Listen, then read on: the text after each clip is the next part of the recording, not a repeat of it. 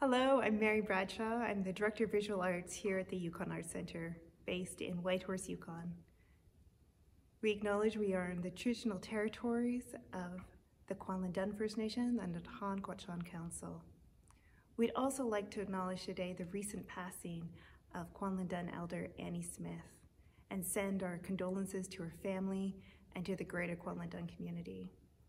Annie Smith was known for her exceptional beadwork and sewing, and probably most importantly, how she so generously shared her skills and knowledge with the community. Today, we're here to talk about another exceptional Northern artist, Shuvinai Ashoona. The Art Centre is really excited to be able to host this major solo exhibit, which has been organized by the Power Plant Toronto to tour across the country. On November 15th, we held a talk with Josh Heuman from the Power Plant and exhibition curator Nancy Campbell. Unfortunately, the first few minutes got cut off, and so I'm here to reintroduce our talk. Josh starts with asking Nancy, how did she first become interested in Inuit art?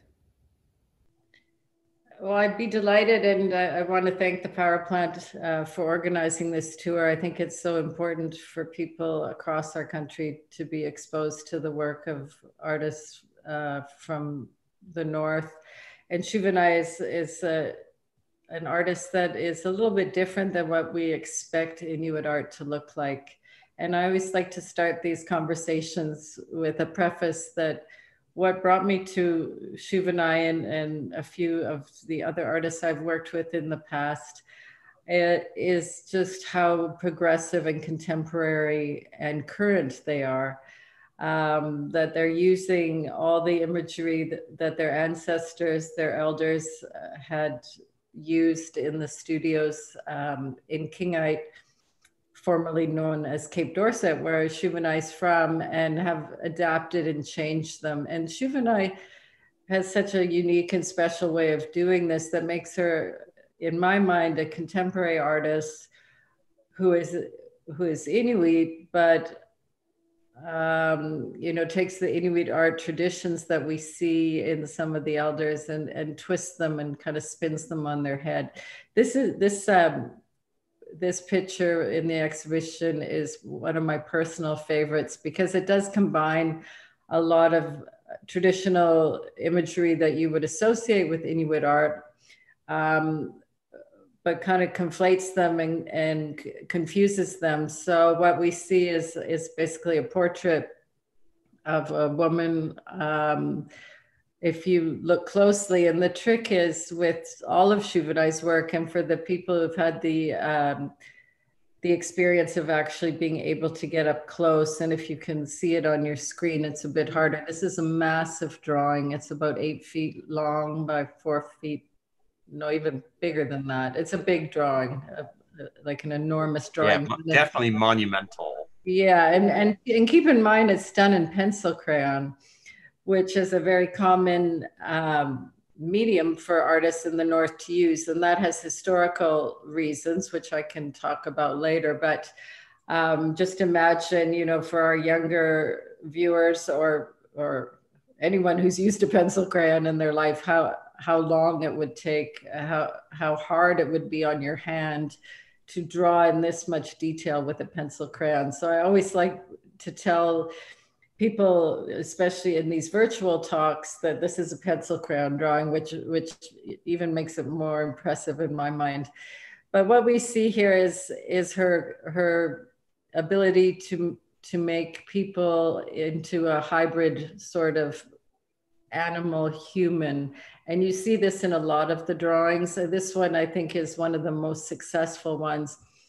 Her hair, for sake of a better word, is a polar bear. Polar bears, when you see them in the North or in a zoo or wherever, are not actually bright white. They're actually a yellowish color. So that is what a polar bear would look like. Over her, if you're looking at your screen, the left ear is a walrus. You can see the tusks coming down. But if you look even closer, you can see the ear itself is a swan. And you can see it's wrapped around with the wing kind of embracing her cheek. The eyeballs are actual globes, which are replicated in the background. She does use the globe as a icon in a lot of the works. And there is a serpent that wraps around the back that is covered in eyeballs and globes. And it runs around behind her head. And for sake of time, I won't get on, but the hair itself is so spectacular. It is multicolored hair. You have blonde hair, you have gray hair, you have red hair, brown hair, black hair. And at the end of each strand of hair is a tiny planet. And this beautiful array of color is really representative of how Shivani sees the world. And we may touch on this later in our discussion, but I don't know how far we're going to get in 45 minutes. But Shivani's world is a world that is very inclusive, and it doesn't only include animals and the world we live in, but all the people. She never differentiates between race. Hair is hair, and hair comes in many colors, skin comes in many colors. So and then at the base of the drawing, just from a compositional view, we have this beautiful pink parka that just kind of sets the whole composition on fire. It's a fantastic, fantastic drawing. It is, and I think as you point out, this really reflects Shuvinai's inclusivity and sort of holistic understanding of that the whole world is to sort of together. Yeah. In a lot of ways. So I figured, I would launch in with big, broad question, which is, how did you first become interested in Inuit art? Well, I consider myself extremely lucky, first of all, to have had the experience to be able to travel so far north and to meet these artists in the community of Kingite, again, Cape Dorset, and work closely with them over a period of 15 years. That's very unusual for a curator to be able to spend an extended period of time. And it was really by happenstance. I kind of blame it on the fact that I grew up in Winnipeg, and Winnipeg has the most incredible collection of Inuit art in the world. But that just was not a passion or an interest. What really I was a curator of contemporary art, and I remain to be that. And I really did see the work of artists like Annie Pudugu or Shuvinai Ashoona as being contemporary artists, women around my age making work that kind of rocked my world. And as a curator, that's what we do. We find things that we think are interesting, and hopefully other people will think they're interesting. Over 15 years of traveling up there and working closely, not only with those two women, but with other artists in the community and meeting the elders, developed into something of a passion project, if nothing else. And I love drawing as a medium as well. So, a lot of things came together. I had great mentors and great teachers that I traveled with. So, it's funny how life takes its course. When I started out in university, I had no intention of curating Inuit art, that's for sure. So. Yeah, and so I wonder, when you think back on your trips to the north, can you recall sort of that first moment that you encountered Shuvinai's work, and what was your initial reaction? Well, it was funny because I initially went up to visit Annie Pudugu, and for the viewers who may not know about Annie, she'd be somebody you could Google. She had a very extraordinary life and career.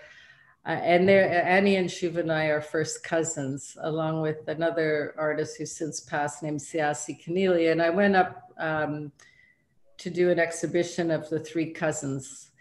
And I traveled with Pat Feely, who has an Inuit Art Gallery in Toronto and an amazing mentor to me, and really got to know these women. And Shivani was just beginning to come to the studio. Her drawings, they were very early. They didn't capture my attention in the same way that Annie did at the time, but over the trips that I made and the amount of work that Shivani did and how quickly she developed her skill and her work ethic and her passion, I could see a change in the work. And then it became more fantastic, more experimental. She really worked outside the box of what the co-op was advocating at that time.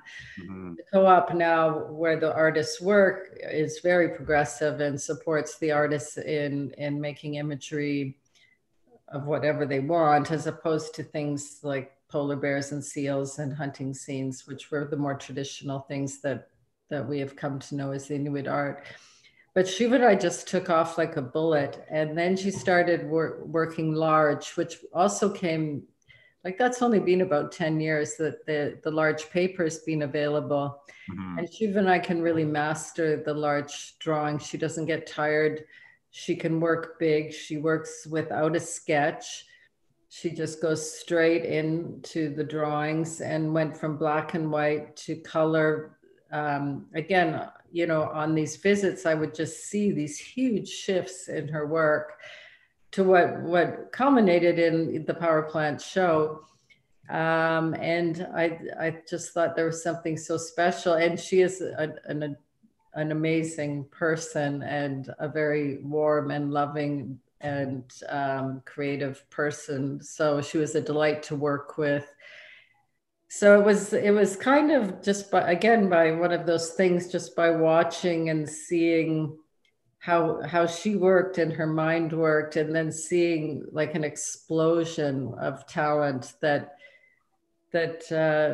you know, no one can expect, like, you know, anticipate. Yeah. And so, I mean, so you've sort of touched on this, but I wonder if you could, you know, think about some of the characteristics that really makes Shivani's work stand out compared to her predecessors, but also her contemporaries.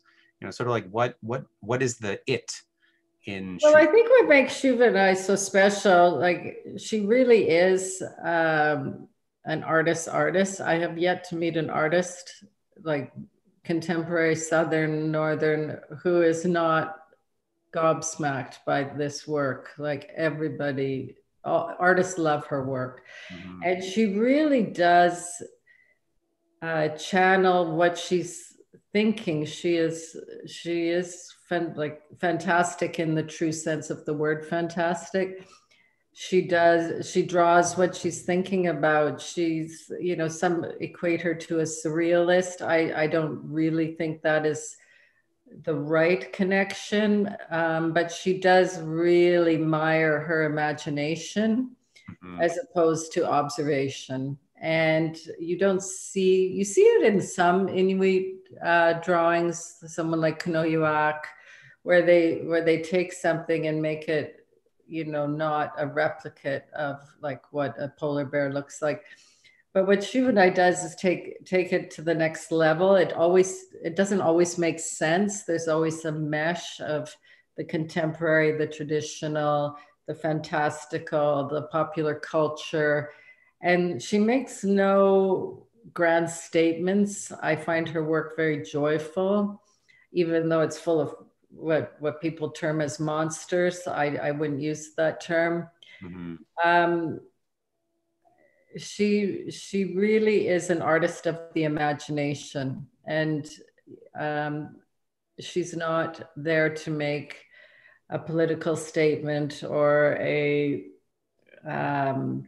although sometimes there are bleeds into that, but it just, the pencil goes down and she just rolls with it. And I think that, combined with the way she grew up watching her grandmother, who is Shuvinai Ashoona, her cousins, her colleagues at the co-op, and her incredible sense of composition and color, along with this just like amazing imagination that that she really does not harness in any way. So I think that's really unlike Annie, who drew what she saw. You know, she was the narrative illustrator, although she was narrating contemporary life.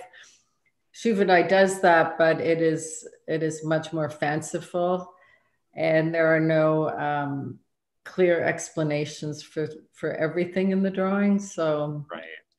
And so you've mentioned the co-op, and so I'm going to bring up another picture. We'll go to the next.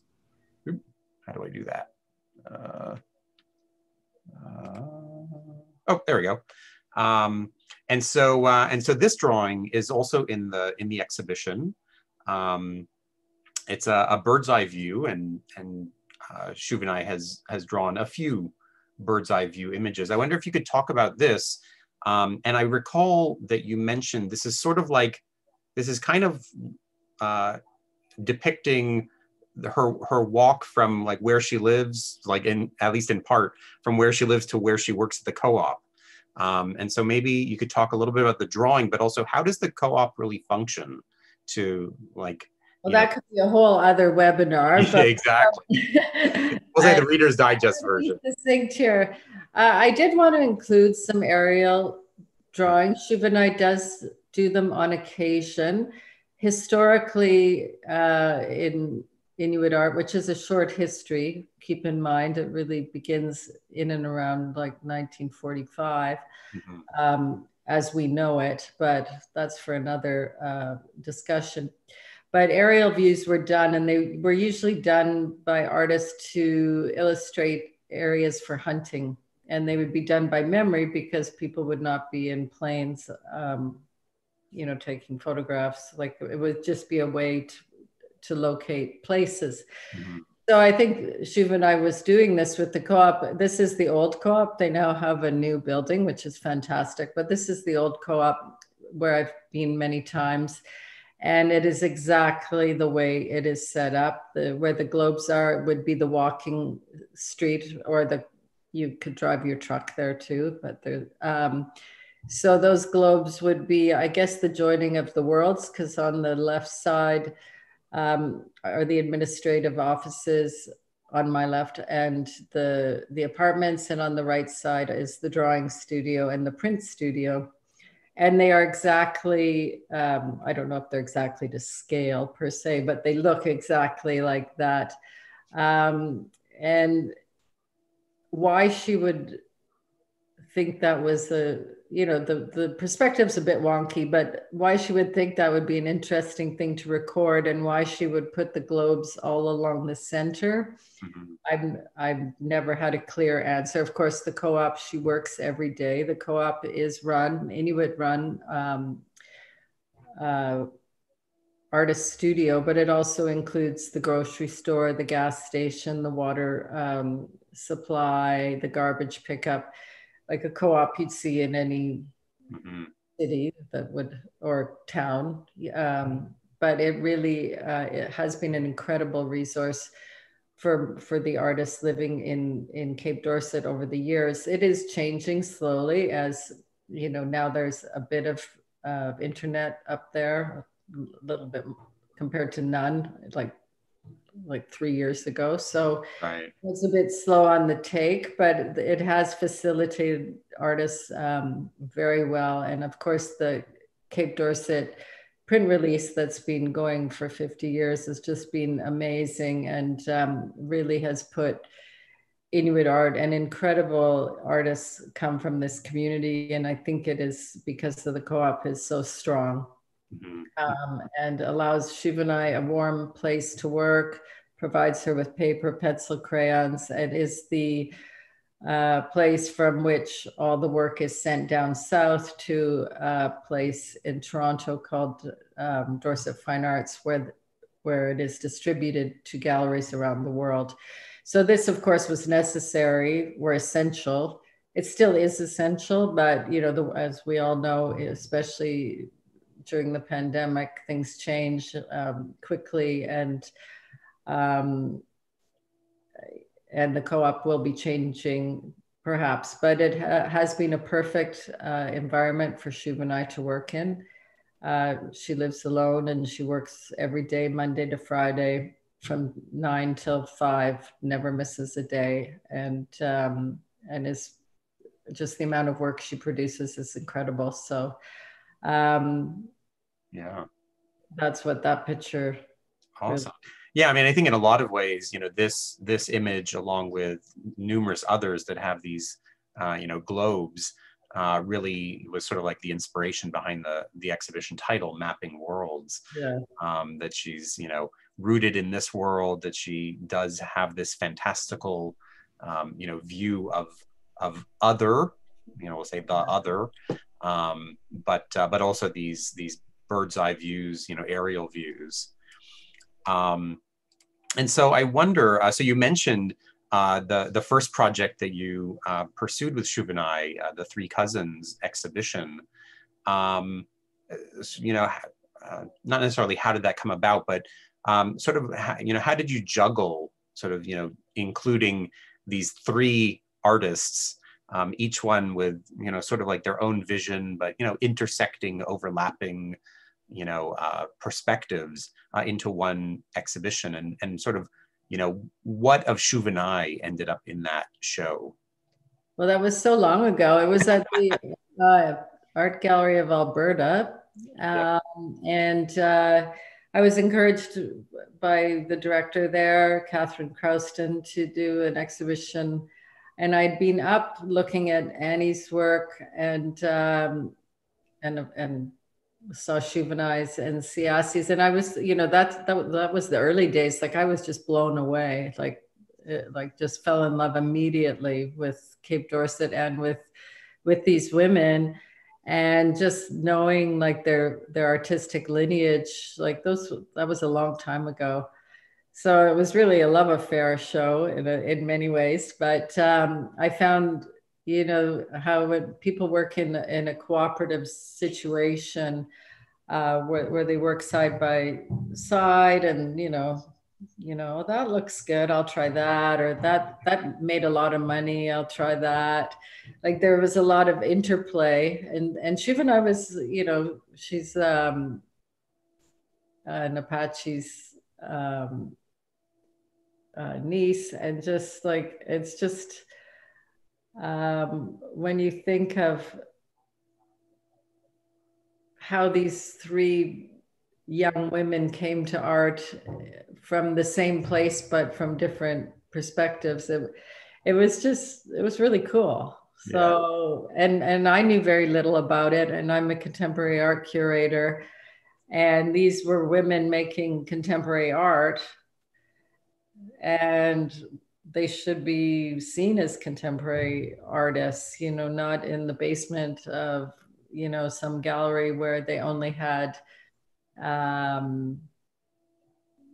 you know, Indigenous artists, and that was not too long ago. I'm so glad that is slowly changing. Yeah, and so you know, sort of a foreshadowing of my next question already is that like you've spent significant time with Shuvinai in the studio. I wonder, like, what is it like to be with her and to watch her work? And, you know, is she silent? Does she talk? Is she listening to music? Like, what's that whole creative environment like? Well, being in the studio is a very special experience. It is totally quiet, except for the radio, the CBC North, which plays country music. And there's very little banter. I thought there would be, you know, there's a few jokes. Everyone's speaking in Inuktitut, so, you know, maybe they're laughing at me. I don't know, but they get in, get to work. They have a break at 10. They have lunch, then they have a break at 3, and then they go home, and they go to the coffee room, and you know, that's where the conversation happens. It's really like a workplace, and it's considered disrespectful to, you know, be like chatting away to them when they're working. What I love about Shuvinai And the artists are going there less and less. More and more artists are choosing to work at home, which I think is a shame in a way, because there's so much kind of fostering back and forth. And some of the elders, of course, have passed away. And it was really, for the elder artists, was a really nice gathering place, you know. So, but what amazes me with Shuvinai is, like, she'll get a big, it doesn't matter, but when she gets the big papers, she gets a pillow and puts it under her belly. She's tiny, tiny person, but to make herself comfortable, and kind of lays on the paper and starts drawing with a fine liner, like an ink marker, kind of like a very fine marker. And there's no sketch, like there's no, and this is like an 8-foot piece of paper. You think you might want to know where the bear is going to go, or the face is going to, like, she just starts going. And then she'll say to, well, Bill Ritchie was the former director at the co-op, and, can I have coffee break now or whatever? And sure, and then the pen would come off the paper. Like, it was astonishing. Honestly, I've never seen anything like it. It just like flows out of her. Yeah, without an eraser or a sketch or a pencil, or like nothing, just like full on. And does she, has she given any indication that she's coming to this drawing with an idea in mind, or it just happens? I've never heard that from her, but she'll just go in and start drawing like a job. Yeah. But then out springs a drawing, like, which we'll see if we have time, with the Titanic or something that has come because she's watched a movie. Like, nobody's telling her what to draw. And in fact, sometimes it is challenging for the people that work at the co-op to help the artists come up with ideas, because once, like, if something sells well, they'll just keep making the same drawing, or a version of the same thing. So it's incredible what Shivanai's done is she's just doing what she wants, and she's doing amazingly well and winning significant art awards all across Canada and the world. Yeah. It's not, initially some of her Inuit friends or colleagues would say things like, that would never sell. And then, of course, it's selling to a whole new group of collectors that have never collected Inuit art before. So she really has broken that mold too. Great. So we're gonna look at another image and skip ahead to birthing scene. And because you've already mentioned sort of, these like quote unquote, like people will describe as monsters, but there's all sorts of human, animal, and then hybrid transformed beings. And so I wonder if you could sort of walk us through what we're looking at in this drawing. Yeah, this is one of two. I don't know if they both went to Yukon, because we've had to switch the show a few times because their work's on paper and they can only take so much sunlight for just people who aren't familiar with. Yeah, I think up in Yukon, the other scene is not there. So I think this one is. Yeah, it's just a stipulation by some lenders, but they're both very similar, and I love these works. The other one is called Happy Mother. I forget the name of this one off the top of my head, but again, it's certainly not a woman in trauma. She has what would be considered a midwife behind her. It's an animal, in this case, some sort of seabird or fantastical bird. You can see the woman who is giving birth with the blue hair. Looks more amazed than in pain. Her appendages, her feet and her hands, are again the transformed bits of the work. One is some sort of a claw. Another one would be a flipper of some kind. And her foot, one foot is a caribou foot with kind of a caribou leg with the walrus foot or a seal foot. And the other leg is the tail fin of a fish. So again, I'm not sure what that's like. Certainly it's a transformative scene, or hybrid transformation person, completely fascinating.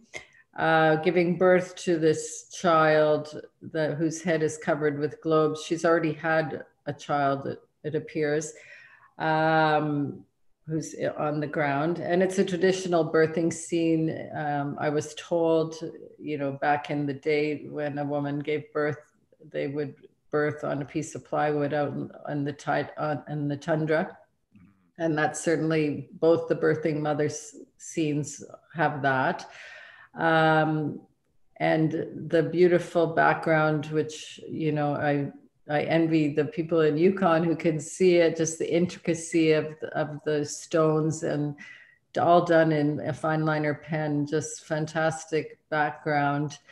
And then the midwife bird in both of these birthing scenes seem to be embracing and calming. Like there's nothing traumatic, except for maybe that pink claw. I haven't, but that is the pain, that is her representation. But there's such creative and fantastic pictures. Like you just have to wonder.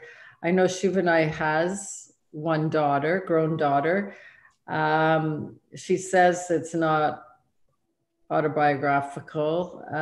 She rarely speaks about her work. Very difficult to interview. But an exceptional example of how she can take something and transform it, like so subtly that, I think I looked at this picture for years and like didn't notice the caribou poke dot on the leg. Because the drawings are so rich, you could find something every time you look at them. So I think this is a beautiful example. And again, quite large format. This was, in my memory, probably around 6 feet by 6 feet or so. Yeah, that sounds about right. Yeah. And just the amount of detail and the composition and the colors, and like why the blue hair, and yet the blue hair is really what centers the picture. So I'm just in awe of her talent. Yeah. I have just a couple of more questions, and then we'll call out to our audience. I see that there are already some questions coming in. So many people, and we've touched on this, so many people seem to envision Inuit artists as focused on, traditional subjects, polar bear, birds, sea life. But Shuvani is really, pulling in all sorts of contemporary life and pop culture. And so right after your answer, we'll take a look at Titanic. But I wanted to sort of, get your take on Shuvani's sort of interweaving of these traditional and then contemporary pop life images. Well, I think, she's symbolic of so many young people living in the North or being urban Inuit. Her life is informed by many things, like certainly, traditional life, like hunting and camping are, certainly alive and well in the Arctic. The animals haven't changed. I think what's changed is two things. One is Shuvani is educated. She, has access to technology, albeit very, very limited, but certainly grew up with some access to television. So she was, like, we call her a fourth generation artist. So she would have the same influence as anybody would. She's a contemporary person. Mm-hmm. And she would, also be very impacted by traditional ways of life, traditional foods. Certainly in the North, that, people are still following traditions. And in fact, there's been a real effort in the North to bring back a lot of the traditions, the sewing, the beading, the drawing, the hunting, the eating country food. So, you know, I think she is what Shivanai's done, and what Annie and some of the artists, the fourth generation artists, is that they are a combination of living with a foot in a traditional world that was very accelerated. They were nomadic communities not that long ago. And yet her generation is not. So, you know, they're still very informed by the past, and you can see traditional aspects, or what we call traditional. I don't know if that's exactly the word we would use because it's just the way it is. But a foot in one camp where she loves to go clamming and she loves to go berry picking, and she would also, you know, loves films and horror films and you know, what, like television. And so there's a bunch of, you know, she's just a product of her environment in many ways. Right. So speaking of which, I'm going to share my screen one last time, and then we'll get to, I promise we'll get to all these great questions that are coming in. But it feels like, so here it is, Titanic. And it's also a relatively, you know, good sized drawing. And this really seems to bring in this pop culture theme. What's so fascinating about this for Shuvinai? Well, this is, you know, this is, some people have said, oh, I was surprised to see that in the show. And there's another Titanic drawing too, that is equally as excellent. It hasn't sunk yet, the other Titanic. But the Titanic, the Cameron film, James Cameron film is, or at the time when I was working on the show, was Shuvinai's favorite movie. She'd seen it many times. And so, you know, certainly you know, that would be something like she would be interested in drawing. There was also a very famous boat accident in Cape Dorset in the 40s by the Naskapi, which was a supply ship, and it went down with like a year's worth of supplies for the community. Oh, wow. So that was before Shuvinai was born, but certainly, you know, epic boat crashes or sinkings were part of it. But this, you know, that may have informed, you know, somewhat of her fascination with boats, because she has drawn the Naskapi as well. But what I love about this is, you know, the band is playing on the top deck. You know, the band plays on, and there's people dropping, but none of the people are like, their mouths are open, but they don't even seem that traumatized. Their skirts are flowing. It's like their little umbrellas. Like, you know, it's a horrifying nightmare, like the crash, like the sinking of the Titanic. And yet, like, her attention to detail and the little boats and the band playing and the lights are on. And again, the beautiful composition where you can see where the boat has hit the iceberg and the water beyond. Beautiful, like the way the boat is angled on the page. Like you said, it's a large drawing. The rich red color that just balances the boat perfectly.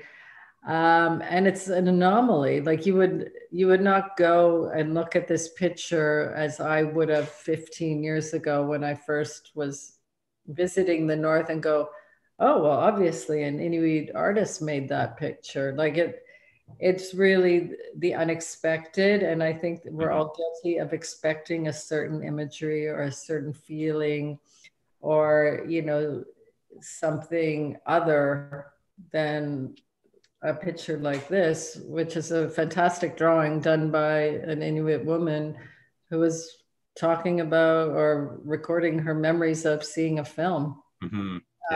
Perhaps referencing this other tragedy, but I'm not sure. But, you know, I think we have to be mindful of how we look at images. especially now that we look at them on screens, I make assumptions about what Inuit art should look like, what this kind of art should look like, what a photograph should look like. Or my kid could have done this. You know, like there's so many things that we come with assumptions without, you know, really thinking. You know, Shuvinai is a woman who's living in Canada, making contemporary art and blowing people's minds. She's an amazing artist, and she can draw whatever she wants. So yeah. I mean, I think you and I we chatted just a couple of days ago, and I think, you know, it's like contemporary art is a living artist who's making art, and so, you know, all these other labels and expectations are really you know, very challenging and often very misplaced.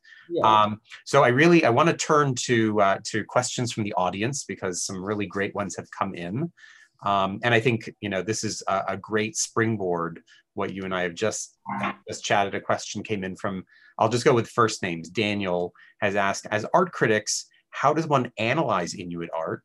I was thinking for Western art, there's a long tradition, but it seems like, there's a long academic thought, but in Inuit art, perhaps, you know, it's new to Western audiences. So how, you know, do you have advice, we'll say, for Western audiences to glean the most from the experience? Well, he's very correct in there's very little literature on Inuit art, very little academic literature. It is a shorter history. Of course, Inuit were nomadic peoples up until the beginning of the 1900s. So they weren't dragging papers and pencils and big pieces of stone around with them. They certainly made objects and knives and toys, but drawing was brought in the late 40s as an economic engine. I'm speaking, you know, specifically to Kingite, but it does apply to other communities as well, but just for sake of clarity. As an economic engine for displaced people that were brought to the community and needed work, their whole life changed. So it's a very short history. And so as a Western art critic, you know, I think it would be prudent to, you know, at least brief yourself on, you know, the unique history of Inuit art, which is very different from other Indigenous arts. But also, you know, look, if you're writing about contemporary art, there should be very little discrimination between what has value or not. You know, you have to always be careful about assumptions, no matter where the artist is from. And so I would, you know, there's very little written about Inuit art, but there certainly is, you know, some great anthologies and increasingly more literature on this short history. And there is a book on Shuvinai that Art Canada Institute published an online publication. They've also published something on Whitehorse grandmother, and they've also published one on Kudugu. So those are 3 resources you can get online through the Art Canada Institute that would give you a background into some of the literature. And so for those who have joined us online, because I know there's a very small audience there at Yukon Art Centre, but for those who have joined us online, Mike Thomas's camera is sort of, you know, can rove around the exhibition as we're talking. A really great question came in from one of the live audience members there in Whitehorse. Why pencil crayons? You know, traditionally Inuit art way back was like very small carved objects, and became graphical with printmaking. You know, thanks to James Houston. But why pencil crayons? Well, the story has it, and I believe it to be true, when the co-op started, when like all the prints were made from drawings, although those drawings were rarely sold as drawings. They were just archived, and the best ones, oh, that's a beauty, that picture there. Yeah. What they would consider a drawing that would make the most attractive print would be chosen to be a print drawing in the annual print release. So because of that, currently, there's over 100,000 drawings archived at the McMichael Canadian Art Collection that were just never sold or used as prints. So that's interesting. But back to the pencil crayon story, is paint would freeze. And so they would, have pencils, and pencil crayons were quite stable, and you could get a nice range of colors. And the artists seemed to like using them. There was a period where they tried felt tip markers, but they were not stable. And if you've seen any of those drawings, they're practically invisible now. So it's good they got rid of those. And they've tried paint up there now that, of course, you could. It never seems to catch on. There's some oil stick pastel they try. But the artists like pencil crayons. They're easy to use. They're easy to take home from the studio. You've got lots of colors. And but the initial reason is that they did not freeze. Right. And another, as we look at this drawing of multiple worlds, each sort of with its type of life, like its category. So there's fish, and there's clams, and maybe walrus, seals, birds, avian theme. Thinking about, hybrid transformations. There's this question, Bear Mountain also mentioned, the monster imagery. How could you explain that hybrid transformation? Like, what's some of that origin, or perhaps mythical-like imagery that we in the West, may interpret? Well, I can only really speak for Shuvinai, how, I've seen transformations in other Indigenous cultures, and you do see some in some of the older Inuit drawings, but not the way Shuvinai does. Like, Shuvinai really aspires to have, and I know this sounds cliche, but everyone to get along. Like when the animals they had a meeting of the animals, and the animals all wanted to be friends, even the scary animals that were in the movies. I remember she said, here she's taking a picture of a bunch of polar bears playing on her belly. In the first image you showed with the different planets, with the different types of sea life, I don't know if she was categorizing, like, what if the world looked like this, or what if the world looked like this, or what if the world looked like this. Her transformation, I wouldn't put in the same category as another, like a transformation like you'd see in a totem pole or something, a hide-up piece. You wouldn't. Hers are certainly more fluid. The piece here at the bottom, that's the one where she said she wished all the people and the planets and the animals would get along, and everyone would be friends, and they're all holding hands, and it's really such a joyful picture. But you do see different animals or people that, like a planet with arms. You see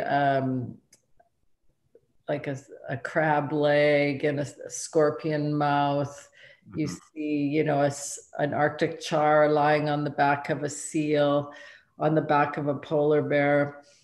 I think her, I don't know if I call it transformation, but it would be more of a happy coexistence, I would say, than, Yeah. And so I think, that feeds very well into this, question that has also come in. Does the artist go to church or observe any other spiritual practices? And does any related imagery show up in her work? Shivanai, as a young child, went to church. There are 5 churches in Cape Dorset. If different faiths. She no longer does by choice. She had, I think she didn't have the best experience with religion in as a young or teen person. So I have seen some religion or religious-based iconography in some drawings, but certainly none in this exhibition. And that was when she was younger, you know, different exorcisms or, you know, a picture of a priest. But that's certainly not, I would say, something that's in her wheelhouse. Yeah, not a typical sort of. But you do see it in some artists for sure. So it's a good question. Yeah. And really, you know, I think like two last questions that sort of feed one another, which is, so start with we'll say the penultimate question, which is about Shuvinai's influence on other artists, you know, younger artists perhaps coming up in the co-op now. What could you tell us about that? Well, I have no doubt that she's a huge influence. There's fewer and fewer artists coming to the co-op, unfortunately. You know, well, fortunately, they're finding work. Now with the pandemic, they're finding, you know, some support, which is great, but it's really seen as a vocation there. And Shuvinai has done very well financially, not compared to Southern artists, but in terms of Northern artists, she makes her living and does a great job and wins awards, and you know, her work's being shown all over the world. So I think people they're not laughing at Shuvinai anymore. They're not saying, you know, well, she's really like doing her thing.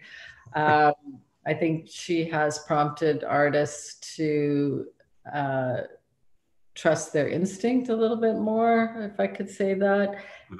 And I think she's helped raise the prices of Inuit art, which were, in my mind, so historically low that it was insulting for a contemporary artist or any artist to make so little. So I think, you know, certainly Shivani is now put herself on an equal playing field with other contemporary artists. We'll see what comes out. Like she has to have an impact because her work is so different, just like Kanoyuak did and Annie Pudugu did, and you know, you can go see. Well, and artists are still like. Kavavau Manome was in the Toronto Biennial. You know, he's been making work for years. People have discovered him again. But yeah, there's no question that I think she will be in the history books as one of the critical shifts in Inuit art, just by nature of the way she's been exhibited and promoted. And so I guess that's, you know, gives rise to the last question that I really have, you know, I think I've gotten through the majority of our viewers' questions as well. Is what do you know? If you could hazard a guess, what do you envision is you know, in keeping for Shuvinai, you know, as we move forward? Monday to Friday, 9 to 5. I don't think that's going to change. Oh, those are enormous drawings, by the way. If I move back, they're like about 10 feet tall. Yeah. Anyway, it doesn't matter. I like seeing them.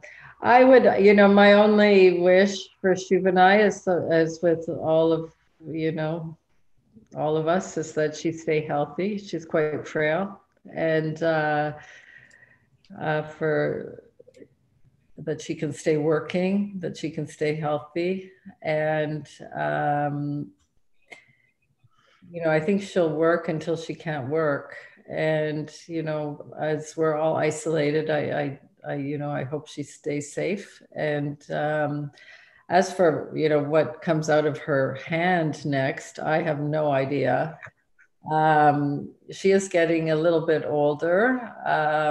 And, you know, you can imagine how much energy it would take. Oh, I just see the question. She was born in 1961. But she's lived a very hard life. A good portion she lived on the land. Her parents went back, and so she spent at least, you know, from the age of like 18 to 28 living like nomadically. She's, you know, she's an incredible human being. She's, you know, I just hope she stays healthy and strong. And no matter what she does, I'm sure it will be incredible. But, you know, if she stopped tomorrow, she's made an incredible contribution to Canadian art. And I'm so delighted that she's been recognized, not only with the show at the power plant, but with the Gershon Iskowitz Award. Yeah. And, you know, she was in the Faden Drawing Catalog, which is an international catalog of draftspeople. And, you know, I think she's just like so amazing. So I guess we'll just have to wait and see and just keep our fingers crossed that the North stays safe and we all can go out and look at art again soon. Yeah, well, I mean, I think, you know, along those lines, I think you've done just such remarkable work, you know, with such dedication, traveling up to the North, you know, when that is possible again. Nobody really knows, but certainly I hope you have many more years of engaging with, you know, with the North. I know the show at Yukon Art Centre continues until Friday, November 27th. You know, thank you so much, Nancy, for joining us today and answering all of our questions and sharing your perspective on some of, you know, these, you know, just amazing drawings by Shuvinai Ashoona. Thanks, Josh. Thanks, Mary. And thank you, Yukon Art Centre. Enjoy the show. Thank you.